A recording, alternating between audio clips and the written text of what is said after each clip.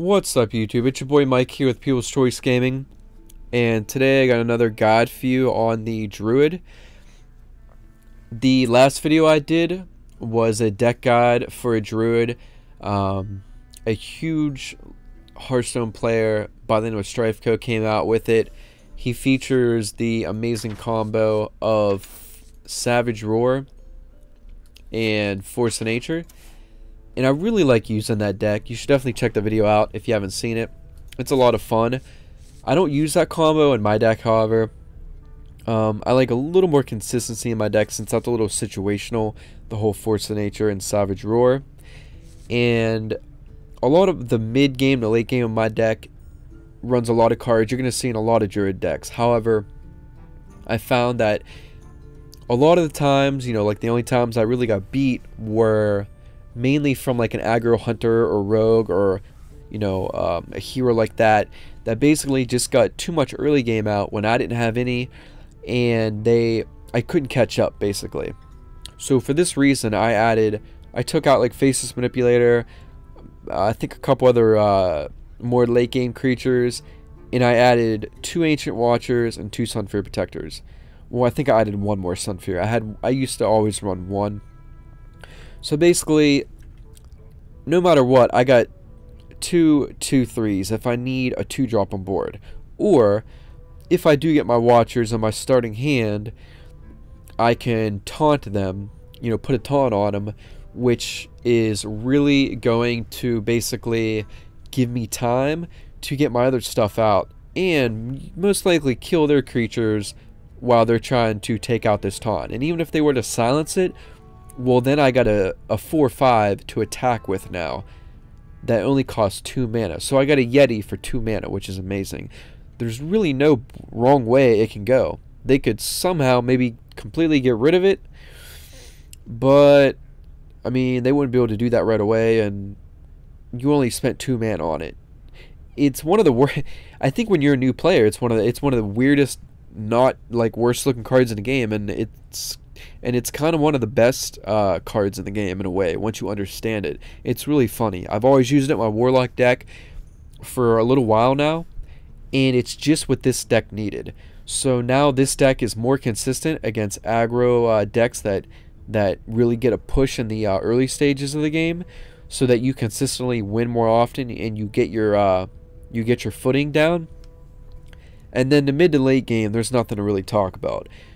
I already talked about a lot of these cards in the Druid Strifeco deck I did in my last video. Harvest Golem, Yetis, Argus, Druid of the Claw. They're all Ancient Allure. These are all cards that are really good that you want to run. You should run all the cards that I have here exactly, except for Sylvanas and Black Knight. That's up to you. If you go up against people that run taunts, Black Knight is amazing. If you don't go up against many people that are playing taunts, then don't run Black Knight. That one is completely up to you, and you can switch it if you want. And Sylvanas Windrunner, she's equally as good as my other favorite legend 6-drop in the game, legendary. Karen Bloodhoof. He's just amazing. So much value. Now, in some games, he's better than Sylvanas, and then in some games, Sylvanas ends up being better. It just depends what game it is. And it's going to be up to you which one of these you want to run. Other than that, make sure you have everything else in this deck.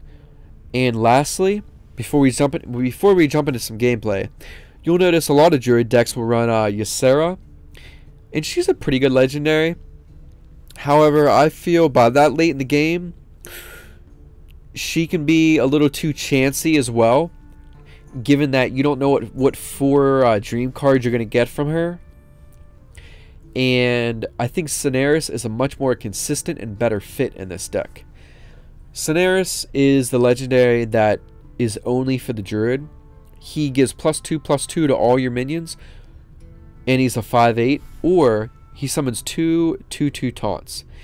And whether you need +2/+2 just to win the game, which is kind of like Savage Roar, or you might need 2 taunts just to kind of hold off one more turn so you don't lose. Like, whether it's defensive or offensive, he does both, and I think he is just the best fit for an endgame legendary for this deck. And of course ragnoras for just straight up lethal damage.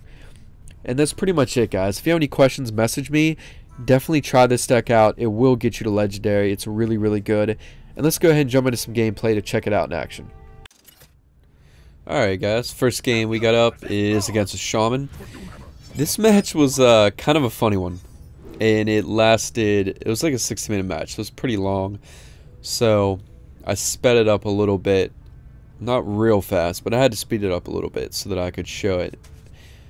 So I'm going to take out the Ancient Watcher because I don't really think I'm going to need the whole stall taunt in the beginning of the game. Usually shamans aren't too aggro. Go ahead and pass the first turn. He plays a doggy. So I'm going to go ahead and use the sunfury by itself. There's no reason to wait to try to taunt something with it. It kills the 2/2, so I'm definitely going to drop it.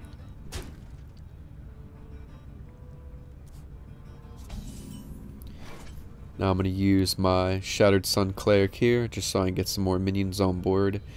Since I'll be a little behind, because I got to kill that taunt. Now he's pretty fine off right here. This Hex was not something I would have done. I can understand if you're really in trouble and you need to try to get tempo back, but the game just started. That was a really silly Hex. He really would have wanted to use that Hex in a little bit here once I taunt that 4/5. So there's my Nat Pagle putting some work in. Now here's what I was talking about with the Ancient Walker. Drop the Argus in between and taunt him. And honestly, I don't really need any you know, taunts right now, but I really had no other plays, so there's 2 draws from our Nat Pagle. Pretty sure he gets 1 more, so he really puts in some work. No, I can't kill his 3/5 yet, but I got a nice looking hand, so I'm really not even going to worry about it. That's why this game was kind of funny, because we kind of stacked our board for a while before we did any damage to each other. I still can't kill his 4/4, so good time for a windrunner, because he's going to have to deal with it eventually. And it kills the 4/4. And then his Kodo killed my Nat Pagle, which is nice because I didn't need it anymore. It did plenty of work. I'm going to Hero Power and kill the Young Priestess. Every turn it buffs the health, kind of like a Blood Imp does, but it's not, you know, Young Priestess isn't stealth. Now I really didn't need to throw up a Sunfury Protector here, but I figured, what the hell, I'll go ahead and get 1 more taunt going. I pretty much got so much board control that I'm just kind of using a little bit of trying to get some of the weaker stuff out of the way before I get some of my bigger stuff out.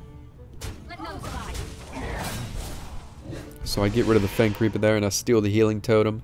You'd probably think the 3/4 would be the great thing to steal, but man, that Healing Totem, it helps out. I'm actually glad I stole the Healing Totem.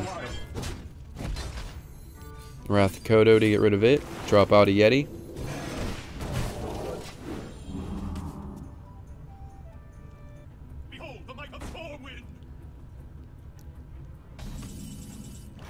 Now I get to use the legendary Cenarius. Definitely don't want to make 2 2/2 taunts. There's just no reason to. I'm not behind in any way. So I decided to give everything else +2. Take out his 6/6, and I can take out his totem. I took a little while on that turn. I was thinking if I wanted to bring my legendary out or just an ancient allure, because I thought, you know, he might hex my legendary, you know, or something. So I was thinking about it for a minute, but it honestly wouldn't have mattered too much. Even if I took out an ancient allure, that would have been alright. But I wanted to be able to kill a 6/6, which I was able to do with my legendary. And it's nice because even if he would have hexed it, I still would have gave 2/2 to everything. Now I'm going to get that Master Swordsmith out of there for sure, so it doesn't start buffing stuff. Innervate into... Actually, no, I decided not to innervate here. Now this is where I don't know what he's doing here. He could have killed my Yeti with his 3-2. He could have killed my... Well, that's all he could have killed. But he got the Black Knight out. Now, he should have killed my 6-3, and he would have been pretty good looking. Healing would have been down to 10 if I hit him with my 2-5s this turn. But, you know, like a noob, he doesn't take out my 6-3. And I got game right here, even with the hero power. I can hero power and hit him with everything I got, or I can just use Keeper the Grove. So this was a little different of a game. I wasn't going up against no aggro hunter or aggro rogue, but even in a slower, you know, control way, you see how just nasty this deck can get. So I'm going to head out. Please comment, like, and subscribe. Hope you enjoyed the video. Catch you guys later.